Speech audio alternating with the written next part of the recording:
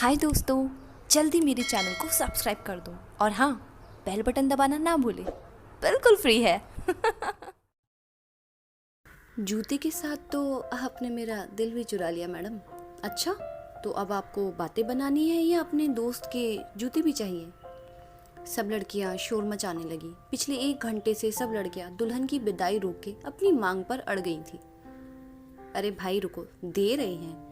51,000 की मांग पर सोफी को जूते चुराई के पैसे मिल गए और वो खुश हो गई और अपनी बेस्ट फ्रेंड को सोफी ने गले लगाकर विदा किया। पर यहाँ उसका दिल उसी की बेस्ट फ्रेंड का देवर अपने साथ ले जा रहा था। सुबह के 5 बजे विदाई के बाद सब जाने लगे कि तभी अर्नव सोफी से कहता है, मोहतरमा रुकिए, आपसे 1 मिनट बात कर सकता हूँ? सोफी पूरा इतराते हुए इनकार करने लगी।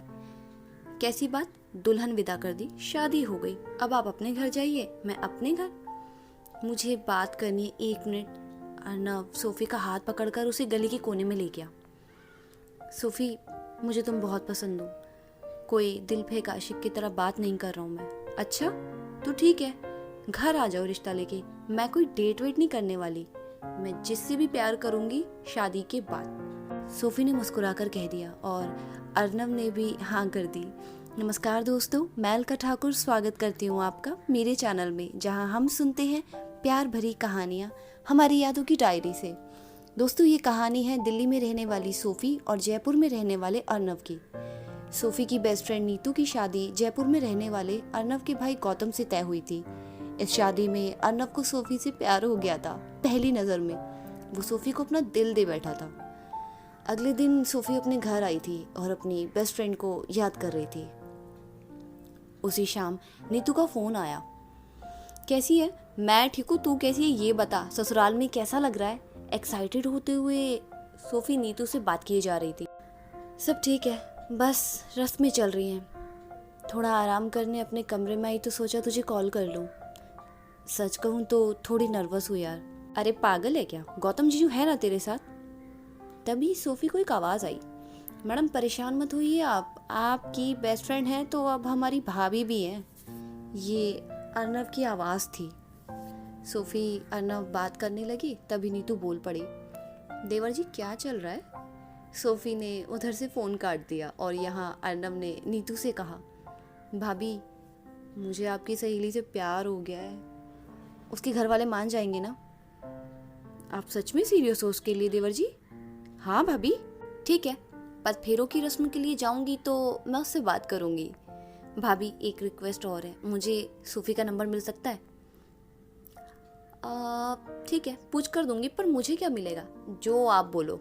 कुछ टाइम बाद नीतू अपने मायके आई थी गौतम के साथ। सोफी उसे मिलने आई। दोनों दोस्त आपस में गले लगी। यहाँ नीतू सोफी के लिए एक मैसेज लाई थी अर्नव की तरफ से। यार तूने क्या कर दिया सोफी, मेरे देवर तेरे इश्क में पागल हो गए हैं। वो तेरा नंबर मांग रहे हैं, दे दूँ? नहीं यार, मेरी फैमिली बहुत स्ट्रिक्ट है, अगर पता लगा ना तो मेरी बैंड बच जाएगी। अच्छा एक बात बता, तू प्यार करती है उससे? नीतू ने सहज होते हुए सोफी से पूछा। यार एक मुलाकात हुई है, कैसे तय करूँ वो मेरे लिए सही है या नहीं?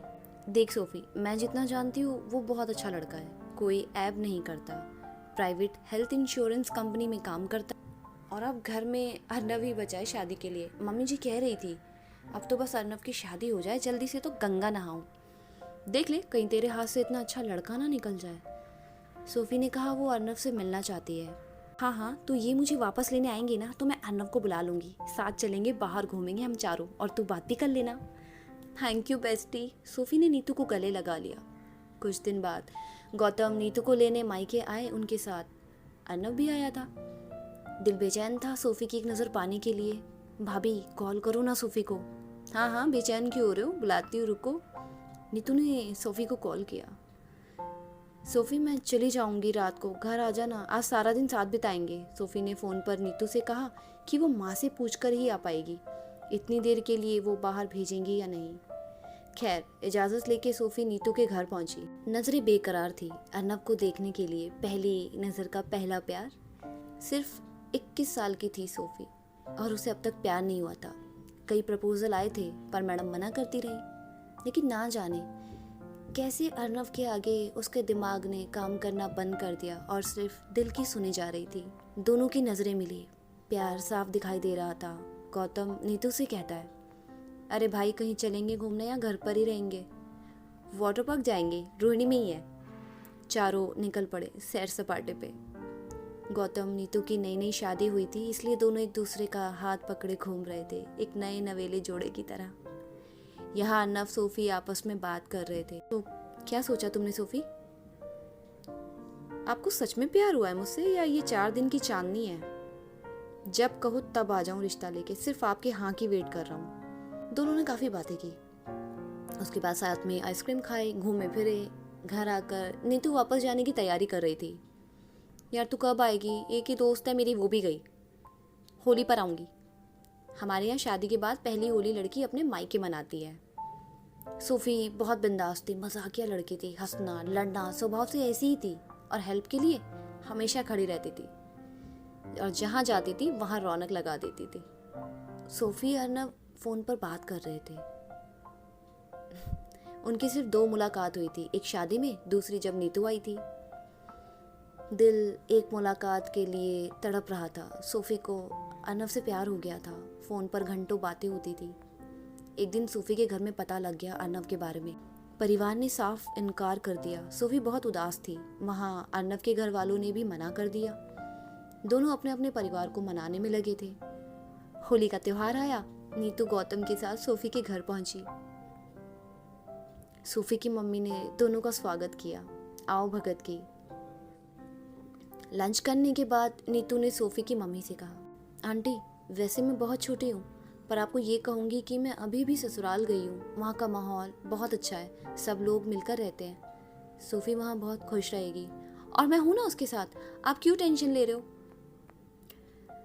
सोफी की माँ ने बहुत सोच विचार करने के बाद कहा, ठीक है बेटा, हम बात करेंगे। कब आ रहे हैं वो अर्नव के घर वाले सोफी का रिश्ता मांगने? सोफी बहुत खुश हो गई। 4 दिन बाद ही अर्नव की माँ, परिवार के लोग सोफी का रिश्ता मांगने आए और वो लोग रोका करके निकल गए। यहाँ दोनों बहुत खुश थे। घर में तैयारियां चल रही थी। सगाई हो चुकी थी, शादी के दिन करीब थे। घर में नाचना गाना, संगीत का माहौल था, हर तरफ रौनक थी। सोफी और अर्नव की शादी को 2 दिन बचे थे।